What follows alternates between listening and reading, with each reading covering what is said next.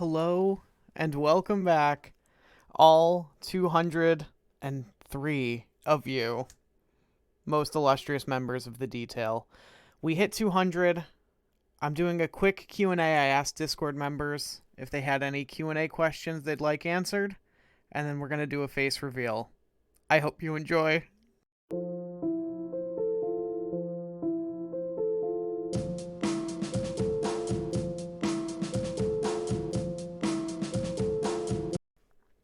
So we're going to get right into it. I don't feel a need to do a call to action today, as it has already worked.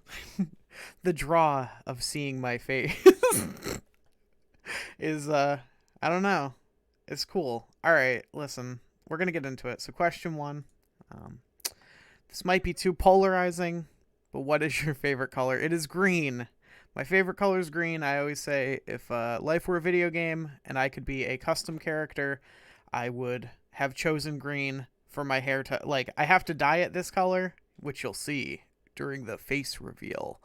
But I would have picked green as my hair color. I keep it this color all the time. It's my favorite color. Yeah, big fan. Big, very green person. All right. We got favorite Marvel character, not card, character.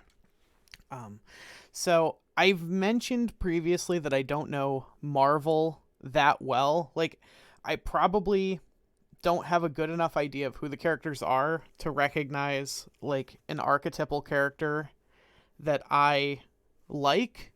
From what I know of the Sentry as a character, it seems pretty cool. The idea that his, like, subconscious creates an entity equally as powerful but in the negative, right? The void.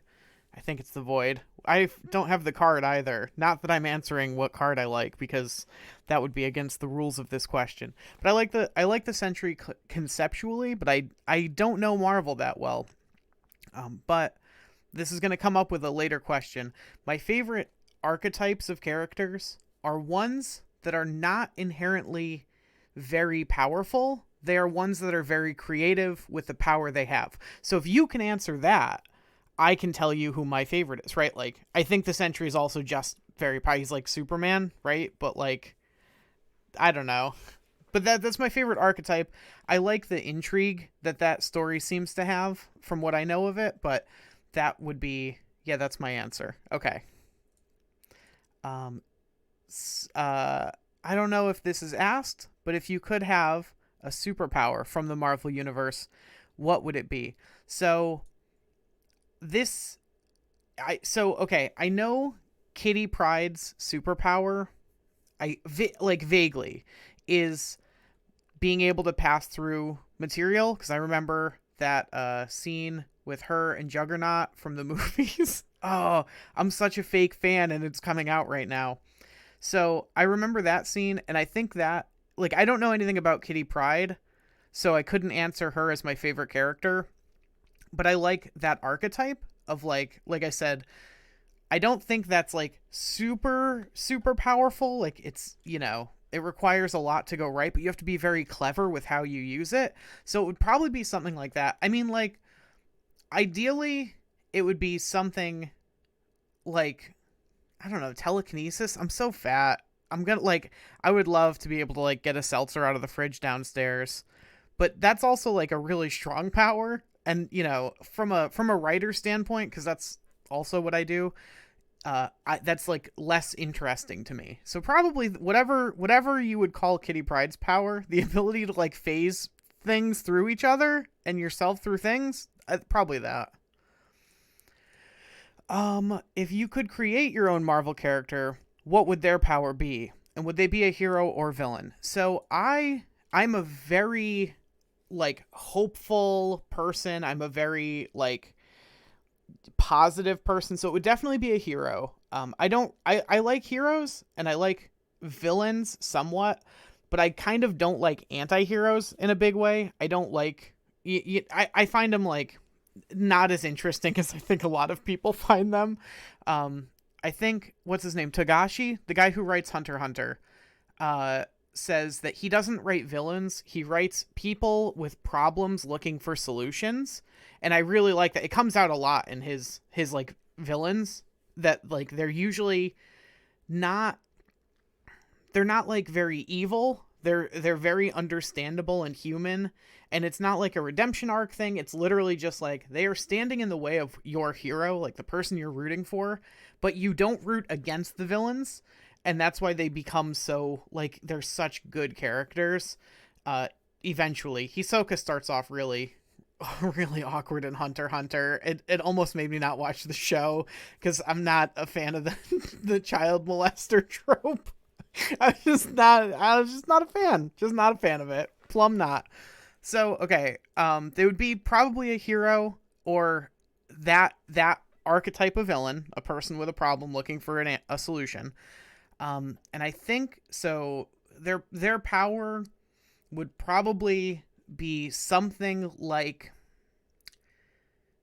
just Spider-Man's stickiness, something like that, right? Like sort of only one aspect of like a more fully powered hero in the Marvel context. Like, you know, like I said, how interesting would it be if Spider-Man didn't have any other powers besides the ability to stick to things, right? Like, and he'd have to be so clever in how he like used this, and you know, maybe could have some gadgets to go along with it, but something like that, like a sort of singular powered down version of one aspect of a hero would be ideal for me. That's like how I would write a hero in that way. So, yep. So I guess that's the answer. Congrats. Thank you. What are your favorite games, both video and board, other than Snap? So for video games, the last game the game that I played that I like more than any other video game. This is the highest recommend. When I beat it, I actually immediately went on social medias and offered it for free to anyone else who promised to play it through. It's Disco Elysium. If you haven't played Disco Elysium, I cannot recommend it enough. It is literally, it is not hyperbole to say that it changed my life. It changed my outlook on life. It is beautiful. It is heartbreaking. I will often go back and just reread the level up logs, because when you level up in that game, you don't strictly just level up. What you do is you get to meditate on a thought and it changes how your character like views the world by adding it to your thought cabinet. And all of those thoughts are just like incredibly beautiful. They're so poetic. The whole game is it's just an incredible experience end to end. It says so much about the human condition. It says so much about the world, like the hopelessness of capitalism, the inability, feeling like you have this inability to fight back. It is the best like point and click adventure. There is no combat. There is only you solving problems. Sort of the thing I've outlined already is like, you are not a hero. You are a person with problems looking for solutions, and you are not powerful. You are very human, and it's wonderful. I cannot recommend it highly enough. Other than that, I really like Ascension is both World of Warcraft Ascension and board game Ascension are incredibly good games. I don't play retail WoW anymore, but I sometimes mess around with Ascension. I really like the idea of it. I almost like the concept more than the execution. Like, I get kind of bored with WoW in general, regardless, pretty quickly, but I love the concept of someone taking a game and removing elements from it and making it better because like the developers like made it worse by working on it. It's very funny to me. And then, I mean, like, you know, I love Magic. I've talked about that a couple times. And then Eternal CCG. It's a digital only card game that I mess around with pretty regularly. Big fan of that. Next question. Ooh. is favorite hobbies besides Snap. So we already covered the games. Gaming is a big one. I really love my job. Don't I'm not going to go into it. I do really awesome nonprofit work. So like it's a job, but it's not like a lot of people will describe their job as it's a job, but it's like also kind of a hobby. It's the exact thing I want to be doing with my life is like community building. And so like, that's what this channel's about. It's like what my personal life is about. It's what my like it's like how I earn my income. It's all aspects of me kind of revolve around that. So community building is a hobby. And then in addition, I think poetry is probably the biggest one. I was actually nominated for Poet Laureate of my state last year. So that was cool. That was a really interesting and cool process. But yeah, I write poetry. It's pretty good. I publish it pretty regularly, and I am working on a children's book, of a coloring book about class consciousness that should be out this year, which is also just really cool. My wife illustrated it. It's really it's a big endeavor, but it's a lot of fun. Scrolling down, we got, do you aspire to design your own game or games someday? I do. I think probably like a lot of you, my childhood was like very Pokemon and Yu-Gi-Oh oriented. Like, cause if you're like a nerd of a certain age, you probably went through middle school like playing card games, playing, especially like doing some kind of a collectible hobby, right? If you're on the spectrum, like I am, you did some kind of collectible hobby. I have like, I've dipped my little toe in doing that for like so many different points in my life, like trying to design a card game. And it's like, I just don't think I have the mind for it, but I do have 2 projects that I'm working on and off. People keep kind of dropping out because it's like unpaid labor, which fucking sucks. I hate asking for unpaid labor from anyone.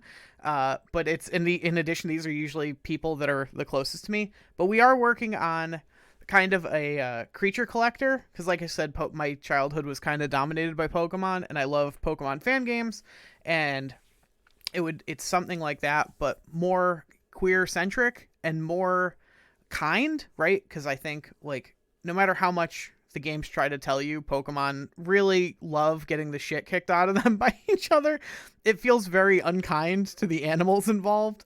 And also there's just things about like the world design that I would change. And so I'm like, I want to do it myself. I really like the idea of making it a very like kind queer experience. And my wife is incredibly good at like creature designs, especially kind of like goth, like dark stuff. So like having them be spirits worked. So that's all like kind of in the works. It's on and off. Friend of the channel, Polly Hayes, in Discord and sometimes YouTube comments is we work on it together with long breaks in between sprints. I guess is the best way to put it. But that is absolutely an aspiration.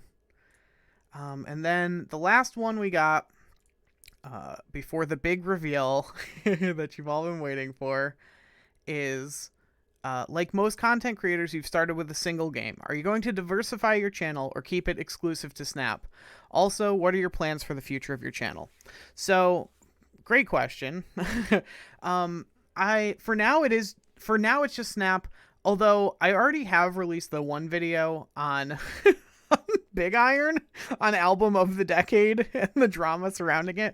I'd love to do stuff like that. If you know the channel Izzy's, she's like just this Australian or New Zealand like person. Just, I don't know. I don't even know how to describe her. She info dumps about things that she likes, or weird esoteric internet drama, or just like weird internet stuff. I don't know. There's no better description, but I really love that. And I was kind of inspired by that type of content for the Big Iron video. And I would love to do more stuff like that. It was received really well for what it's worth. It doesn't make any sense to split the channel now, like to start a deep dive internet lore channel alongside my burgeoning 200 subscriber Snap channel.